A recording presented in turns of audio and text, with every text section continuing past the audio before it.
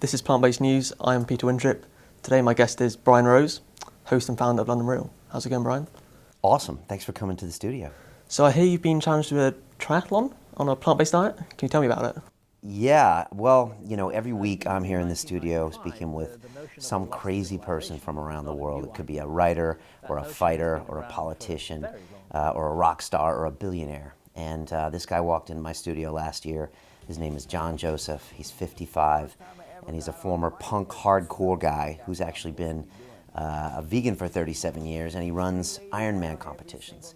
And I don't know, he saw something in me, and he invited me to New York, and he challenged me to run my first Ironman.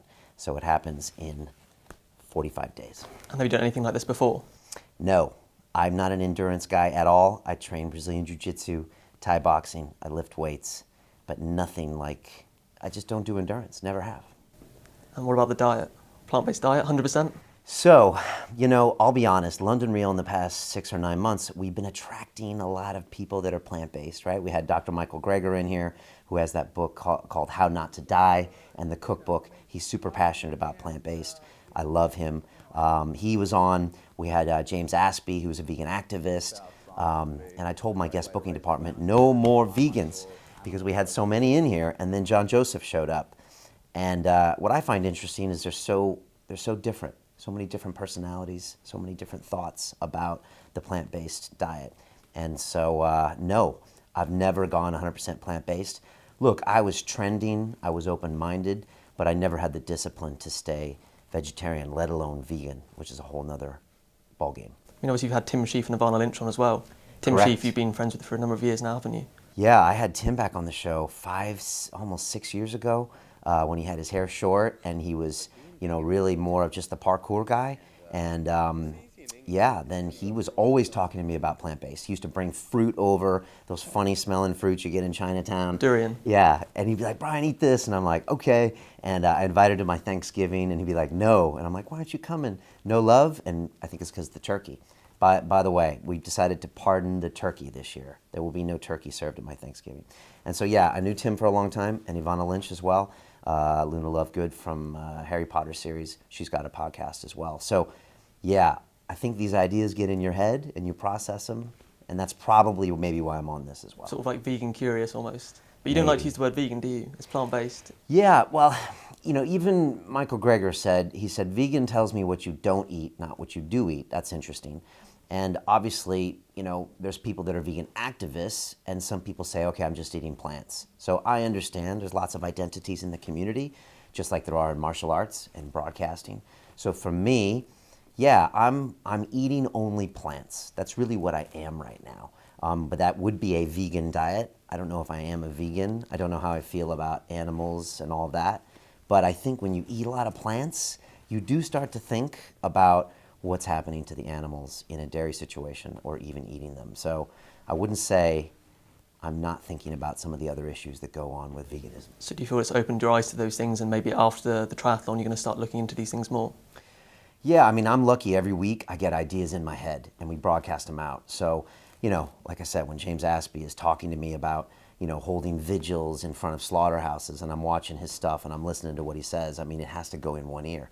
Also, I've got guests like Charles Poliquin and Ido Portal who tell me vegans are a bunch of punks and they can't train and they're weak. So I got all of these things coming around, and I'm now road testing it.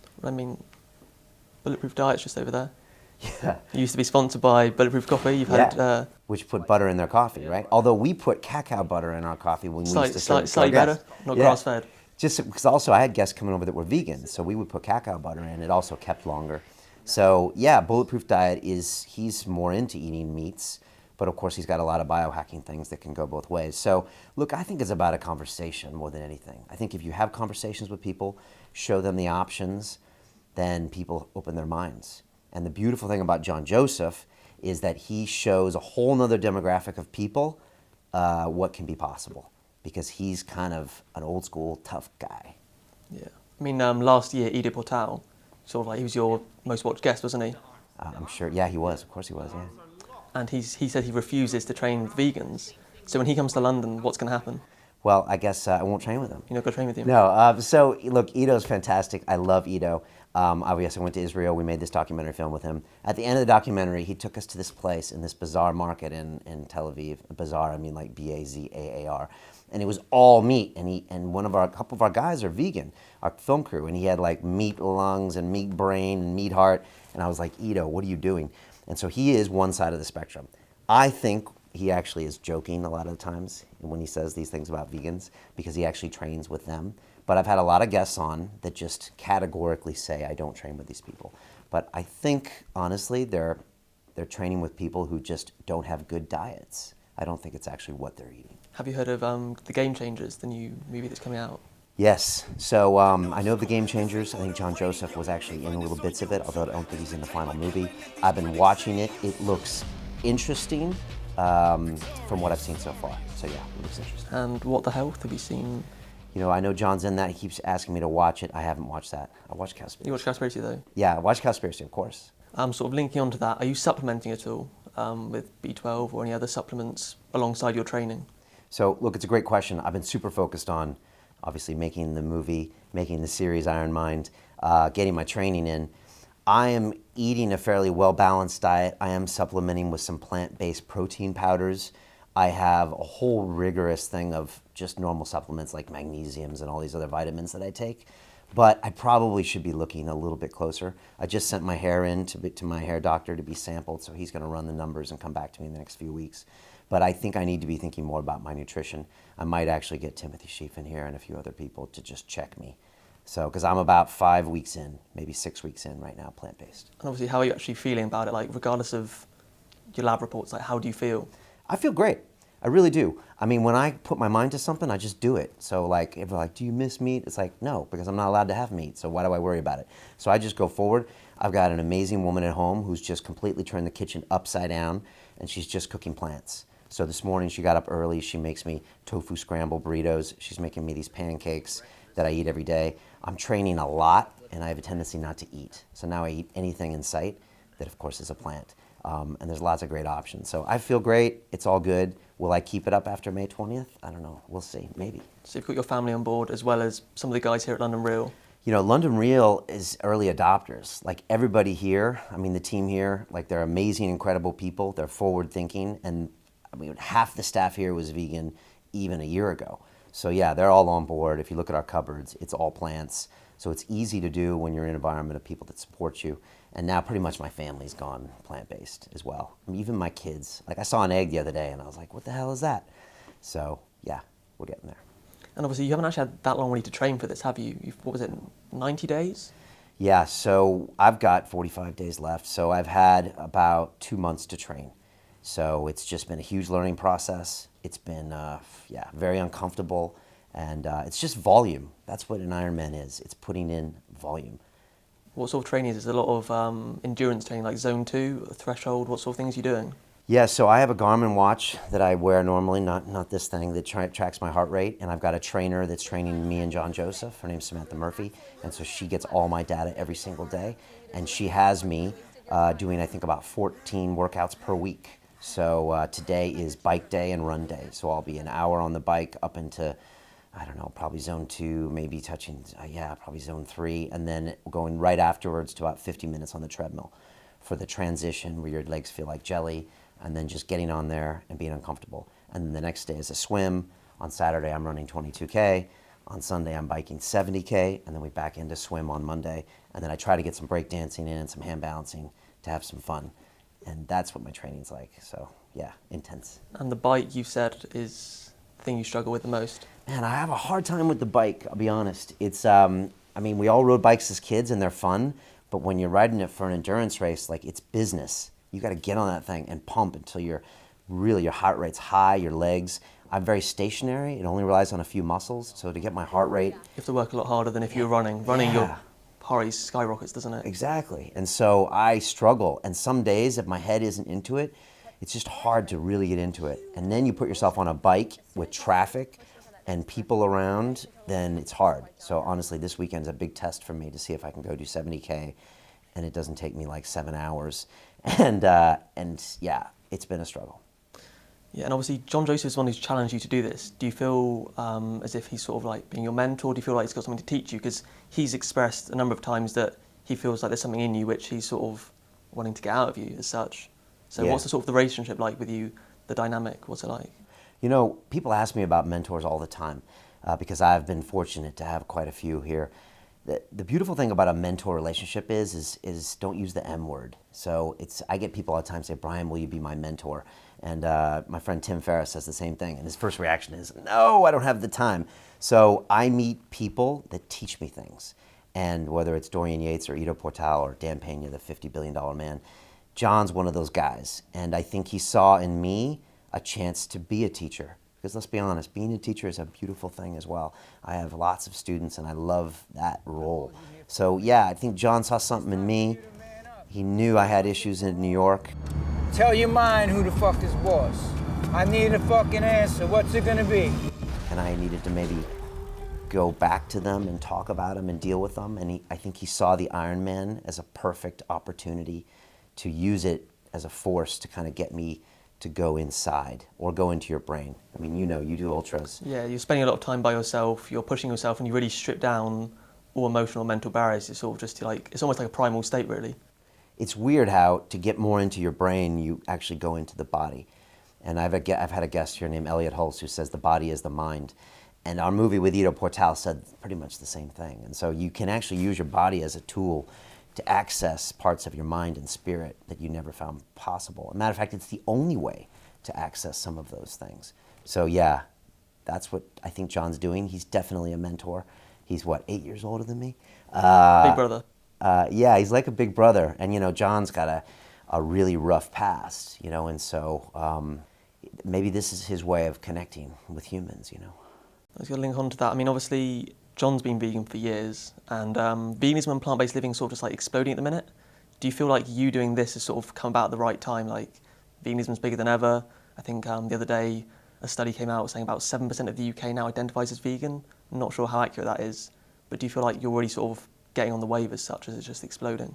Yeah, look, it's a good question. I mean, John's been doing it for 37 years. You know, he was like a Hare Krishna monk back in the day, and he's a really intuitive guy. And he used to hang out with some Rastafaris, a band called the Bad Brains back in the day, and they actually inspired John to become a lead singer. And these guys, they eat Aitao cooking, you know, which is, you know, it's, from what I understand, it's all vegetables, not always the tastiest stuff. And so John saw these guys that were just strong, powerful, crushing it on stage. And he's like, what's that guy eating? I'm going to have some of that. And so John's great. He always asks questions and he pursues different ways. And so, you know, now with me, like, I'm not doing this to like get on the vegan bandwagon. I'm just doing this because it's a great test for me to explore myself and to see if I can do this and learn.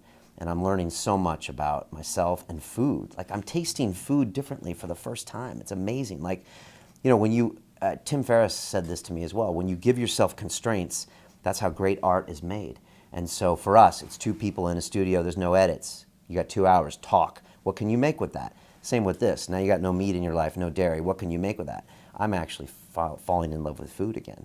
I was in the East Village of New York recently for a week to make this film, and there's great vegan cuisine everywhere. I mean, every corner has an option, has an amazing juice bar. There's a place called the Organic Grill that I went with John a few times. We filmed for the movie, and just so many amazing options. Same here in London, although I'd like to see more. And I think people need to talk about this more. It's funny, my grandfather was a cattle rancher. So I remember 7 years old going to a feedlot with 20,000 head of cattle that were about to be killed, and it smelled horrible. And my sister and brother were talking about going vegetarian, and my grandpa was like, what, are you crazy? And so, like, I have a family history of, first of all, people thinking about this and people that were totally against this. And so it's interesting to see me now trying it when I've heard these ideas for a long time.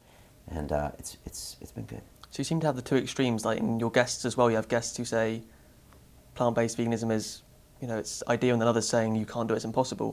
Do you feel that's almost like attracted you to it because so many people are saying you can't do it, and then at the same time other people are so passionate about it? Yeah, I mean, I love a good challenge. I also love a good argument. You know, I think the problem with a lot of media channels is they're echo chambers, and they feed their consumers what they want to hear. I try to do the opposite with London Real. I try to piss you off every week. I try to change your game. I try to put something in front of you you'd never spend time with. So when Charles Poliquin said it's impossible for me to run an Ironman on a vegan diet, like, you know, I know that's not true, and I'd like to try to prove it. He knows that's not true as He well. knows though. that's not true, I think, as well. He's just saying it. It's just, but, you know, like Ito, he probably works with 100 people, and if 99 of them are quote-unquote vegan, he's probably like, okay, something's different than my meat eaters. That's in his brain. But I think it's all about having the conversation. You know, I think the more you talk about it, the more you see what's up, the more you challenge it, then we can find a new reality. And he's old school, too. So. Yeah, he's sort of the stereotypical no pain, no gain, isn't he? Where sort of meat is associated with masculinity. Yeah, I mean, he is. And like John Joseph has an amazing book called Meat is for Pussies, and he goes after that myth. Oh, it's manly to eat meat. Why? Is it also manly to smoke cigarettes and drink whiskey? No, we know that's stupid. So he counters all those things. The great thing about Charles Poliquin is he's a man of science. So if we can prove these things to him and show these things to him, he will adopt he's them. not going to straight out deny it like some people might. He'll understand. He'll read the science. Yeah, I think, look, the more we just give people examples, I mean, people respond to you changing your behavior. When I first started London Real, I thought we were going to blast out all this information. Everyone's going to say, thank you, we'll change our behavior. But they're actually watching me, they're watching you, they're watching the guests. How do they behave? And that's what they take incentive from. So with me doing this, I think people might say, oh, if Brian's going to try it, then maybe I'll try it. And then, you know, be your own judge. So you're almost sort of like promoting it and being an example of it. You're sort of a guinea pig for your audience. I'm a guinea pig, and also like I'm turning 47 before the race, and I just want to show people that like you can do all of this stuff. And so many people they just get locked in a prison in their own brain, and they say, I'm this age. I mean, I've had students that come in here and say, I'm 34, I'm too old to start a business, run a marathon, do this, do that. I'm like, what are you talking about? So I'm just here to show that it can be done, and you can change your frame of mind at any point. So would you almost say the diet's not even necessarily part of it, it's more just showing people that their limitations are the mental limitations they have?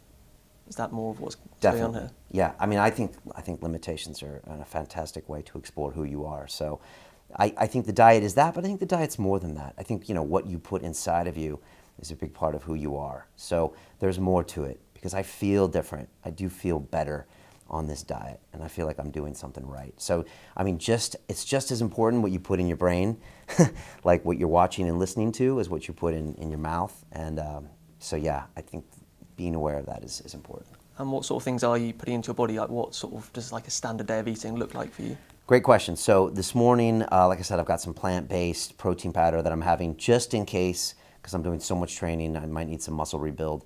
So I have some of that, some almond milk.